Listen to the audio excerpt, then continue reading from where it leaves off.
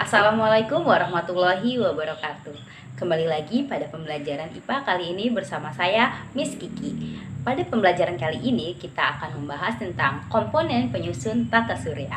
Sebelum mempelajari tentang materi komponen penyusun tata surya, alangkah lebih baiknya kita berdoa menurut kepercayaan dan kepercayaan kita masing-masing. Untuk berdoa dipersilahkan. Berdoa selesai. Pada pembelajaran kali ini kita akan mengangkat kompetensi dasar 3.11, yaitu tentang menganalisis sistem tata surya, rotasi dan revolusi bumi, rotasi dan revolusi bulan, serta dampaknya bagi kehidupan di bumi. Pada pembelajaran kali ini memiliki tujuan pembelajaran, diharapkan anak-anak nantinya dapat yang pertama mendeskripsikan karakteristik komponen tata surya, kemudian yang kedua mencari informasi tentang planet-planet penyusun tata surya, dan yang ketiga adalah mendeskripsikan gerak planet pada orbit tata surya. Sebelum kita belajar tentang tata surya nih, pernahkah kalian memandang langit malam yang dipenuhi dengan bintang? Nah, salah satu bintangnya itu adalah matahari. Jadi yang disebut dengan bintang itu adalah dia yang dapat memancarkan cahayanya sendiri atau memiliki energi panas dan memiliki cahayanya sendiri. Matahari termasuk salah satu dari bintang. Kalau matahari itu adalah salah satu bintang yang paling dekat dari bumi, kemudian kira-kira bintang-bintang yang kita lihat waktu malam hari yang ada banyak dan kecil-kecil itu kira-kira jaraknya seberapa jauh ya dari bumi? Nah, kemudian kita akan membahas tentang tata surya. Tata surya sendiri adalah kumpulan benda langit yang terdiri atas sebuah bintang yang disebut dengan matahari dan semua objek yang mengelilinginya.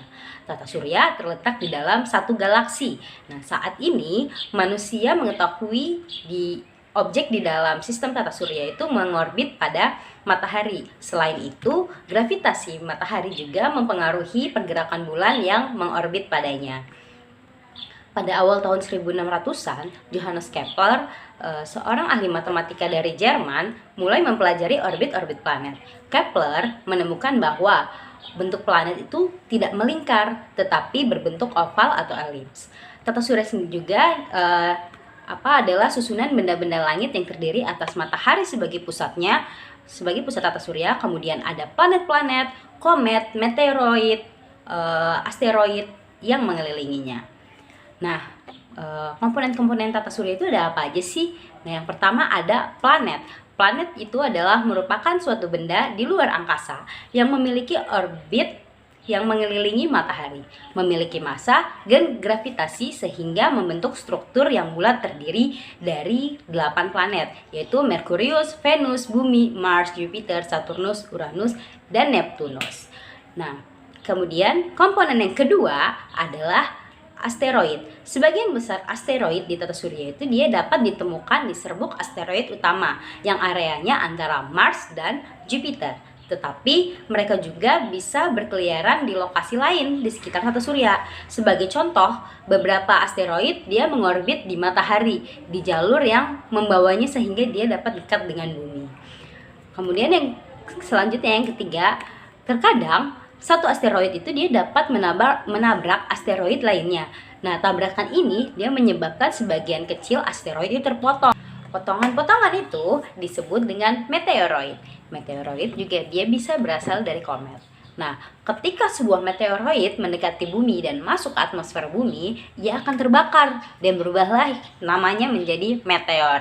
Nah, kita kerap menyebutnya sebagai bintang jatuh, padahal sebenarnya itu dia bukanlah bintang. Jadi, cahaya yang muncul ketika meteor masuk ke dalam atmosfer itu karena adanya gesekan antara si meteor tersebut dan atmosfer, sehingga itu yang menyebabkan adanya cahaya.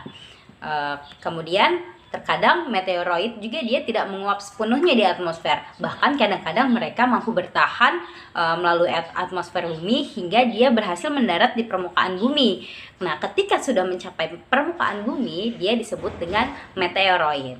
Oh iya, tadi kita membahas tentang planet. Planet ada 8. Kira-kira mudah nggak sih untuk mengingatnya? Kalau misalkan susah untuk mengingatnya, ibu punya nih cara atau lagu yang bisa kalian gunakan untuk mengingat susunan planet-planet yang ada dalam tata surya kita. Mau tahu? Ayo kita coba. Mulai ya. 1, 2, 3. Matahari pusat tata surya, Merkurius yang pertama, Venus yang kedua, Bumi tempat tinggal kita urutan ketiga, Mars yang keempat, Jupiter kelima, Saturnus, Uranus, dan juga Neptunus. Semuanya ciptaan yang esa. Gimana? Kira-kira lebih mudah kan menghafalkan urutan planet-planet yang ada di permukaan, yang ada di tata surya kita?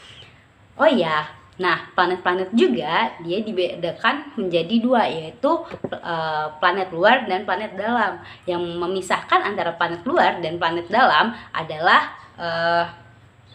sabuk asteroid yang terletak di antara Mars dan Jupiter.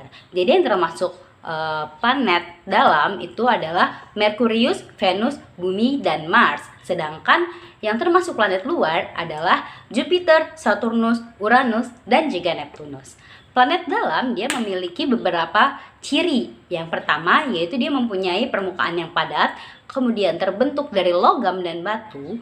Yang ketiga dia tidak mempunyai cincin, kemudian mempunyai satelit yang jumlahnya sedikit. Sedangkan planet luar memiliki ciri diantaranya mempunyai cincin serta atmosfer yang tebal, kemudian terbentuk dari helium dan hidrogen, dan memiliki banyak satelit. Nah, kira-kira itulah karakteristik dari komponen penyusun tata surya. Dari pembelajaran kali ini, anak-anak dapat mempelajari kan tentang karakteristik komponen tata surya dan informasi-informasi tentang planet-planet penyusun tata surya. Nah, sampai ketemu lagi di pertemuan selanjutnya. Semoga pembelajaran kali ini bermanfaat. Wassalamualaikum warahmatullahi wabarakatuh.